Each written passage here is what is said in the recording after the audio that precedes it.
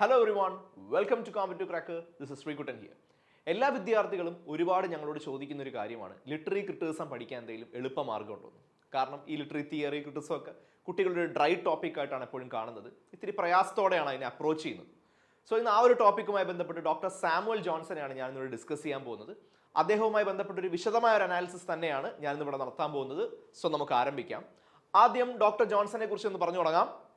The grand champ of the realm of letters of his day and the most widely known figure among the Augustans.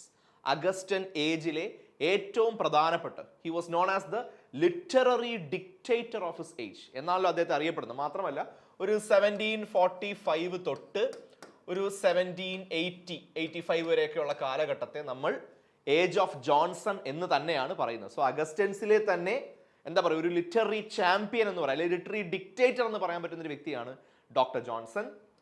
Johnson's criticism, അദ്ദേഹത്തിന്റെ ക്രിറ്റിസിസത്തെ കുറിച്ച് പറയുകയാണെങ്കിൽ it is classical and doctrinal but liberal. അതായത് അദ്ദേഹത്തെ ഒരു നിയോ classical critic എന്ന് നമുക്ക് പൂർണ്ണമായിട്ടും വിളിക്കാൻ സാധിക്കില്ല. Because he is not a straight jacket neo classical.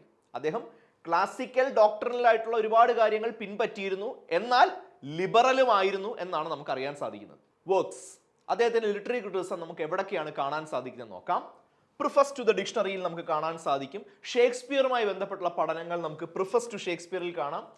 പിന്നീട് ബയോഗ്രഫി ഒരു ആർട്ട് ഫോം ആയിട്ട് ഉയർത്തിയ lives of the poets, then his essays and articles. അദ്ദേഹം a dozen of essays were written in റാംബ്ലറിലും റസേലാസിലും അദ്ദേഹം ഇതുപോലെ ഒരുപാട് പേപ്പേഴ്സ് കോൺട്രിബ്യൂട്ട് ചെയ്തിട്ടുണ്ട്. അതാണ് നമ്മൾ ആർട്ടിക്കിൾസ് ആൻഡ് എസ്സേസ് കൊണ്ട് ഉദ്ദേശിക്കുന്നത്. ആദ്യം ലൈവ്സ് ഓഫ് ദ പോയറ്റ്സ് എന്താണ് സംഭവം നമുക്ക് നോക്കാം.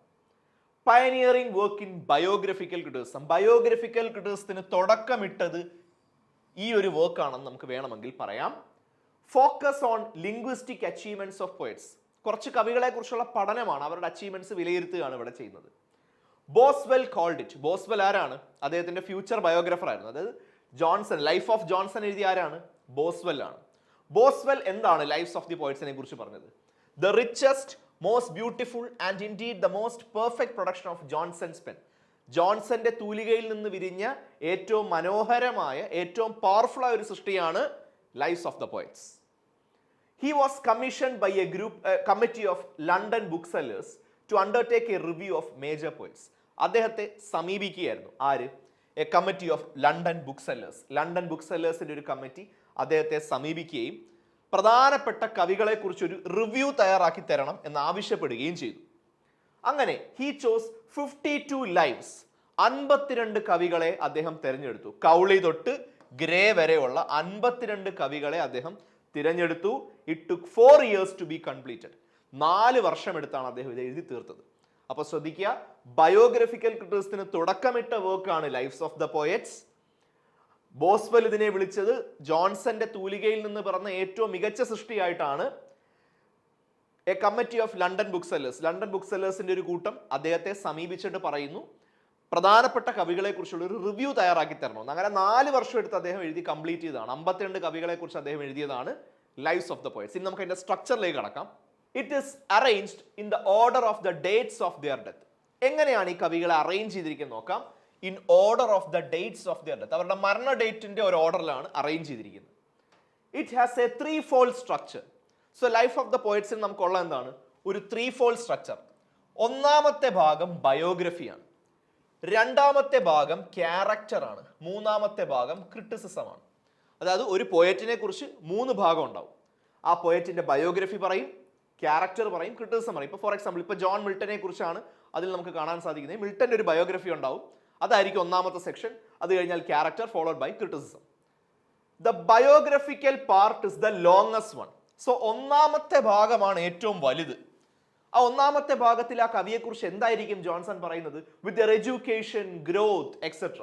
അവരുടെ വിദ്യാഭ്യാസം, അത്തരം കാര്യങ്ങളൊക്കെ ആയിരിക്കും, അവരുടെ ബാക്ക്ഗ്രൗണ്ടും അത്തരം കാര്യങ്ങളൊക്കെ ആയിരിക്കും ബയോഗ്രഫിക്കൽ പാർട്ടിൽ പറയുന്നത്. സോ ബയോഗ്രഫിക്കൽ പാർട്ടാണ് ഏറ്റവും വലുത്. അവിടെ ആ കവിയുടെ ജനനം, ജീവിതം, വിദ്യാഭ്യാസം, വളർച്ച, അത്തരം കാര്യങ്ങളാണ് ഡിസ്കസ് ചെയ്യുന്നത്.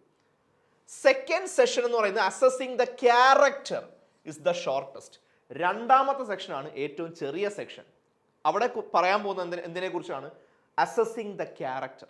അതായത് അവരുടെ കവിതകളുടെ പൊതു സ്വഭാവത്തെ കുറിച്ചായിരിക്കും ജോൺസൺ പറയുന്നത്. Biographies of 52 poets, of which 6 are of now considered of first rate. ഞാൻ നേരത്തെ പറഞ്ഞിരുന്നു 52 കവികളെ കുറിച്ചാണ് അദ്ദേഹം പറഞ്ഞത്. അതിൽ 6 പേര് മാത്രമാണ് ഇന്ന് നമ്മൾ ഇമ്പോർട്ടൻ്റ് ആയിട്ട് കരുതുന്നത്, അല്ലെ ഇന്നും വായിക്കപ്പെടുന്ന ഒരു 6 പേരേ ഉള്ളൂ. ആരൊക്കെയാണ് 6 പേരെ നോക്കാം.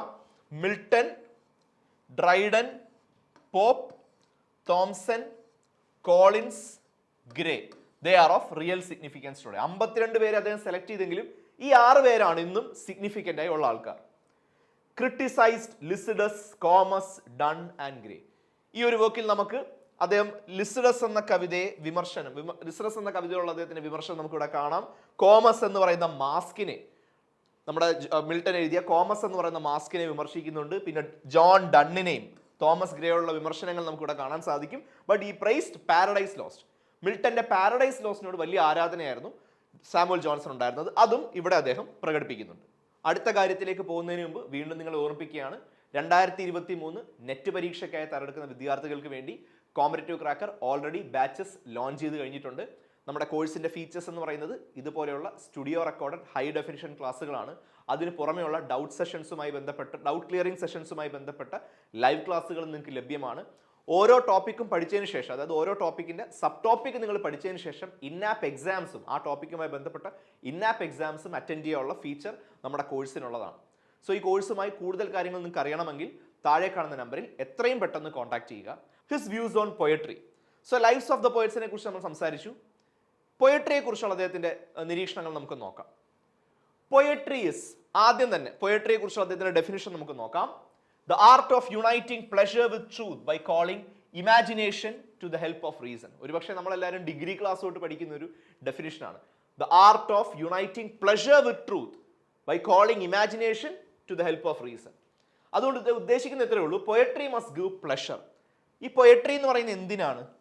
നമ്മളെ ആനന്ദിപ്പിക്കാൻ വേണ്ടിയുള്ളതാണ്. It must also have truth. പക്ഷെ ഒരു കാര്യം കൂടെ അദ്ദേഹം പറയുന്നുണ്ട്. ശരിയാണ്, പൊയട്രി കൊണ്ട് ഉദ്ദേശിക്കുന്നത് നമ്മളെ ആനന്ദിപ്പിക്കുകയാണ്. പക്ഷെ അതിൽ എന്തുണ്ടായിരിക്കണം? It also must have an element of truth. സത്യവും അതിലുണ്ടായിരിക്കണം, സത്യത്തിന്റെ അംശവും ഉണ്ടായിരിക്കണം. He considers the epic superior to all other forms of verse. അദ്ദേഹം പറയുന്നത്, ഇപ്പൊ പലതരം വേഴ്സ് ഫോം ആണല്ലോ, പലതരം വേഴ്സിഫിക്കേഷൻസ് ഉണ്ട്. അതിൽ എപ്പിക് ആണ് ഏറ്റവും നല്ലത്. He considers the epic superior to all other forms. മറ്റെന്തിനേക്കാളും വലുത് എപ്പിക് തന്നെയാണെന്നാണ് ഇദ്ദേഹം പറയുന്നത്. Epic poetry teaches the most important truths. ഏറ്റവും നല്ലത്, നമുക്ക് പരമാർത്ഥത്തിന്റെ അംശം ഏറ്റവും നല്ലതുപോലെ നമുക്ക് കാണാൻ സാധിക്കുന്നത് എപ്പിക് പോയട്രിയിലാണെന്നാണ് ജോൺസന്റെ അഭിപ്രായം. Since metre or rhythm alone is insufficient to make a verse musical, he prefers the heroic couplet to all other stanza forms.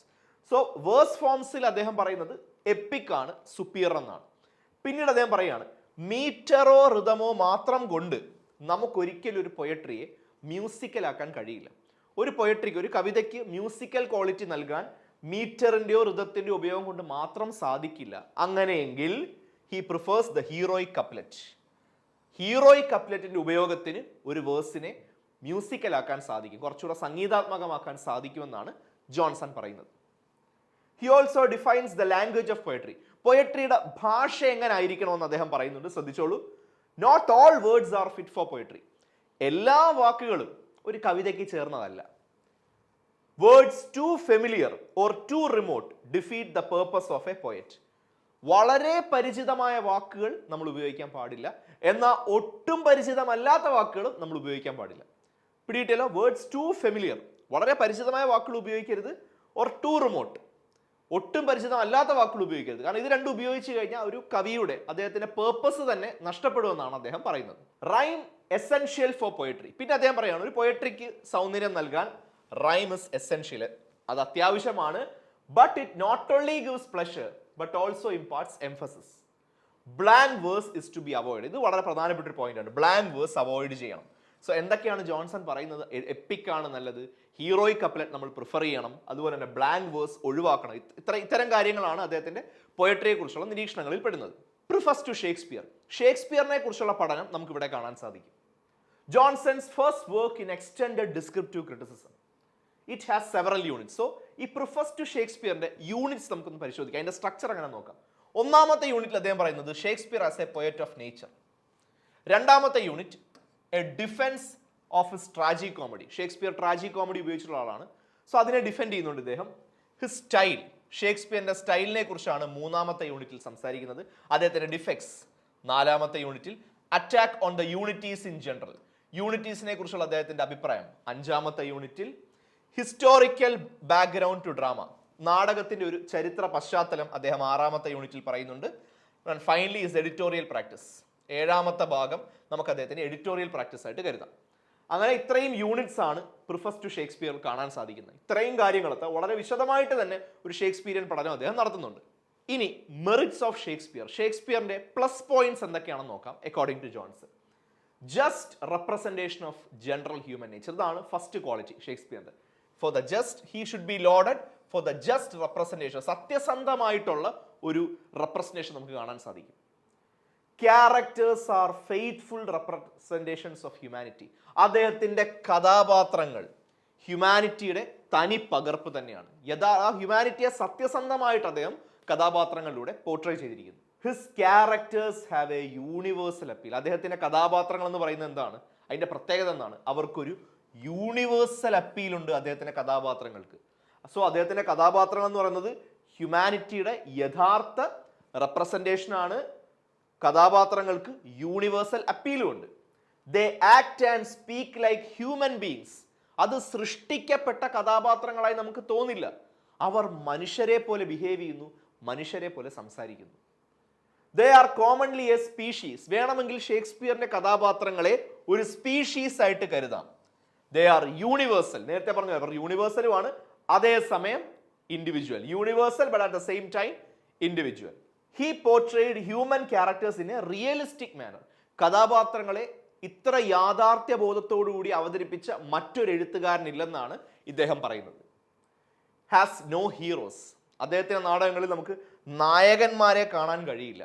But only human beings, മനുഷ്യരേ ഉള്ളൂ. നായകൻ വില്ലനൊന്നുമില്ല, മനുഷ്യരാണ് അദ്ദേഹത്തിന്റെ സൃഷ്ടികൾ. ഫോൾട്സ് ഓഫ് ഷേക്സ്പിയർ, സോ ഒരിക്കലും അദ്ദേഹം പറയുന്നില്ല ഷേക്സ്പിയർ ഒരു ഫോൾട്ട്ലെസ് dramatist ആണ്, ഒരു തെറ്റുകുറ്റം പോലും എടുത്തു പറയാൻ പറ്റാത്ത ഡ്രമാറ്റിസ്റ്റ് ആണ്. എന്തൊക്കെയാണ് ഫോൾട്ടുകളെന്ന് നോക്കാം. In many matters, he does not consider him to be a faultless dramatist. According to him, Shakespeare tries more to please his audience than to instruct them. Shakespeare ഒരിക്കലും അദ്ദേഹത്തിന്റെ ജനങ്ങളെ, അദ്ദേഹത്തിന്റെ വായനക്കാരെ, അല്ലെങ്കിൽ അദ്ദേഹത്തിന്റെ നാടകങ്ങൾ എൻജോയ് ചെയ്യുന്ന ആൾക്കാരെ, അവരെ ഇൻസ്ട്രക്ട് ചെയ്യാൻ ശ്രമിക്കുന്നില്ല. He tries more to please them. അദ്ദേഹത്തിന്റെ ഓഡിയൻസിനെ കൂടുതൽ പ്ലീസ് ചെയ്യാനാണ് അദ്ദേഹം ശ്രമിച്ചിട്ടുള്ളത്, ഇൻസ്ട്രക്ട് ചെയ്യാനല്ല. His plots are often very loosely formed and carelessly pursued. അദ്ദേഹത്തിന്റെ കഥകൾ, അദ്ദേഹം സൃഷ്ടിക്കുന്ന plot, they are loosely formed, അതത്ര ശക്തമായ ഒരു അടിത്തറയുള്ള പ്ലോട്ടുകളൊന്നുമല്ല.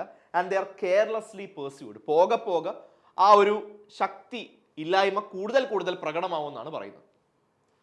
His comic scenes are seldom very successful, അദ്ദേഹത്തിന്റെ ഹാസ്യരംഗങ്ങളൊന്നും അത്ര നല്ലതല്ല. ഇൻ സച്ച് സീൻസ് ദ ജസ് ആർ ജനറലി ഇൻഡീസെന്റ്, അദ്ദേഹത്തിന്റെ കോമഡി രംഗങ്ങളിലെ തമാശകൾ എന്ന് പറയുന്നത് വൃത്തികെട്ട തമാശകളാണ്, ഇൻഡീസെന്റ് തമാശകളാണ്. He accuses him of employing a disproportionate pomp of diction. മാത്രമല്ല ഖടാകടിയൻ കടിച്ചാ പൊട്ടാത്ത വാക്കുകളാണ് പലപ്പോഴും ഷേക്സ്പിയർ അദ്ദേഹത്തിന്റെ നാടകങ്ങളിൽ ഉപയോഗിക്കാറുള്ളത്. Defence of Shakespeare's use of tragicomedy. So tragicomedy Shakespeare ഉപയോഗിച്ചിരുന്നു. അതിനെ എങ്ങനെയൊക്കെയാണ് സാമുവൽ ജോൺസൺ ഡിഫെൻഡ് ചെയ്യുന്നത് നോക്കാം. Johnson defends Shakespeare for his mingling of tragic and comic elements. Shakespeare നാടകങ്ങളിൽ ട്രാജിക് ആൻഡ് കോമിക് എലമെന്റ്സ് രണ്ടും കൂട്ടി യോജിപ്പിച്ചിട്ടുണ്ട്. അതിനെ ഇവിടെ ജോൺസൺ സപ്പോർട്ട് ചെയ്യുകയാണ്. They are true to nature. ട്രാജി കോമഡിയുടെ പ്രത്യേകത എന്ന് പറയുന്നത് they are true to nature. കാരണം എന്താണ്, റിയൽ ലൈഫിലും we can see good and evil, നല്ലതും മോശവും കാര്യങ്ങൾ നമ്മുടെ ജീവിതത്തിലുണ്ടല്ലോ. ട്രാജിക് എലമെന്റ്സും കോമിക് എലമെന്റ്സും നമ്മുടെ ജീവിതത്തിലുണ്ട്. അങ്ങനെയെങ്കിൽ അത് മിംഗിൾ ചെയ്യുന്നതിൽ തെറ്റില്ലെന്നാണ് ഇദ്ദേഹത്തിന്റെ അഭിപ്രായം. Tragicomedy is nearer to life. ജീവിതത്തോട് ചേർന്ന് നിൽക്കുന്ന എപ്പോഴും ട്രാജി കോമഡിയാണ്. Than either tragedy or comedy. Hence it combines pleasure and instruction. അപ്പോൾ ട്രാജി കോമഡിയാണ് ജീവിതത്തോട് ചേർന്ന് നിൽക്കുന്നത്, ട്രാജഡിയും അല്ല കോമഡിയും അല്ല. ട്രാജി കോമഡി ജീവിതത്തോട് ചേർന്ന് നിൽക്കുന്നതാണ്. അതുകൊണ്ട് തന്നെ അതിൽ നമുക്ക് പ്ലഷറും കിട്ടും ഇൻസ്ട്രക്ഷനും കിട്ടുമെന്നാണ് ഇദ്ദേഹത്തിന്റെ അഭിപ്രായം. Mixing up of tragedy and comedy does not result in weakening of effect. ട്രാജഡിയും കോമഡിയും മിക്സ് ചെയ്തത് കൊണ്ട് ആ നാടകത്തിന്റെ ടോട്ടാലിറ്റിക്ക് ഒരു കുഴപ്പവും സംഭവിക്കുന്നില്ലെന്നാണ് അദ്ദേഹം പറയുന്നത്. Defence of Shakespeare's violation of the unities. Shakespeare unities violate ചെയ്തിട്ടുള്ള വ്യക്തിയാണ്, അറിയാമല്ലോ. അതിനെ എങ്ങനെയാണ് ജോൺസൺ സപ്പോർട്ട് ചെയ്യുന്നത് നോക്കാം. Shakespeare's histories are neither tragedies nor comedies. ഷേക്സ്പിയറിന്റെ ചരിത്ര നാടകങ്ങൾ അവ ട്രാജഡികളുമല്ല കോമഡികളുമല്ല. And the only unity they need is consistency. So അത്തരം നാടകങ്ങൾക്ക് വേണ്ട ഏക യൂണിറ്റി എന്ന് പറയുന്നത് കൺസിസ്റ്റൻസിയാണ്. ആ നാച്ചുറൽനെസ് ഇസ് ക്യാരക്ടർ, അത് നല്ലതുപോലെ ഉണ്ട്, അല്ല വേറൊന്നും ഇനി ആവശ്യമില്ല. He has very well maintain the unity of action. എല്ലാ നാടകങ്ങളിലും, ഷേക്സ്പിയറിന്റെ എല്ലാ നാടകങ്ങളിലും നമുക്ക് യൂണിറ്റി ഓഫ് ആക്ഷൻ കാണാം. അതായത് his place have A beginning, ഒരു നല്ല തുടക്കമുണ്ട്, മിഡിലുണ്ട്, എൻഡ് ഉണ്ട്. എല്ലാ ഭാഗങ്ങളും ദേ ആർ ലോജിക്കലി കണക്റ്റഡ്, എല്ലാം തമ്മിൽ ലോജിക്കൽ കണക്ഷനും ഉണ്ട്. ഇനി ഇതിൽ കൂടുതലൊന്നും ആവശ്യമില്ല. Unities are not essential to drama. ഒരു നാടകത്തിന് യൂണിറ്റീസ് വേണമെന്ന് നിർബന്ധം പിടിക്കാൻ സാധിക്കില്ല. Their violation often results in variety and instruction.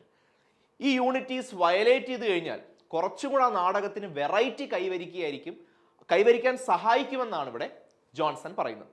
So ഇതോടുകൂടി ഡോക്ടർ ജോൺസണുമായി ബന്ധപ്പെട്ട കാര്യങ്ങൾ ഇവിടെ അവസാനിക്കുകയാണ്. ലിറ്റററി ക്രിറ്റിക്സിലെ വളരെ പ്രധാനപ്പെട്ട ഒരു ഫിഗറാണ് ഡോക്ടർ ജോൺസൺ. അദ്ദേഹവുമായി ബന്ധപ്പെട്ട് എപ്പോഴും ചോദ്യങ്ങൾ വരാറുണ്ട്. സോ ഉറപ്പായിട്ടും ഈ ക്ലാസ് നിങ്ങൾക്ക് ബെനിഫിഷ്യൽ ആയിരിക്കും എന്ന് ഞാൻ വിശ്വസിക്കുന്നു. ഇതുപോലെ ഏതെങ്കിലും വിഷയത്തിൽ നിങ്ങൾക്ക് ക്ലാസ് വേണമെന്ന് ആവശ്യമുണ്ടെങ്കിൽ, അല്ലെങ്കിൽ ക്വസ്റ്റ്യൻ ഡിസ്കഷൻ ആവശ്യമുണ്ടെങ്കിൽ ഞങ്ങളെ കമൻറ്റിൻ്റെ രൂപത്തിൽ ഞങ്ങളെ അറിയിച്ചാൽ മതി. ഞങ്ങൾ ഉറപ്പായിട്ടും ഇത് കൺസിഡർ ചെയ്യുന്നതായിരിക്കും. ഈ ചാനൽ നിങ്ങൾ ആദ്യമായിട്ടാണ് കാണുന്നതെങ്കിൽ ഇതുപോലെയുള്ള ഫ്രീ കണ്ടന്റിന് വേണ്ടി ഈ ചാനൽ സബ്സ്ക്രൈബ് ചെയ്യുക. കോമ്പറ്റേറ്റീവ് ക്രാക്കർ വാട്സ്ആപ്പ് ചാനലിംഗ് തുടങ്ങിയ കാര്യം ഇതിനോടകം നിങ്ങൾ അറിഞ്ഞു കാണും. നമ്മുടെ വാട്സ്ആപ്പ് ചാനലിന്റെ ഭാഗമാകാൻ വേണ്ടി താഴെ കാണുന്ന ലിങ്കിൽ ക്ലിക്ക് ചെയ്യുക. മറ്റൊരു വീഡിയോയുമായി നമുക്ക് വീണ്ടും കാണാം. താങ്ക്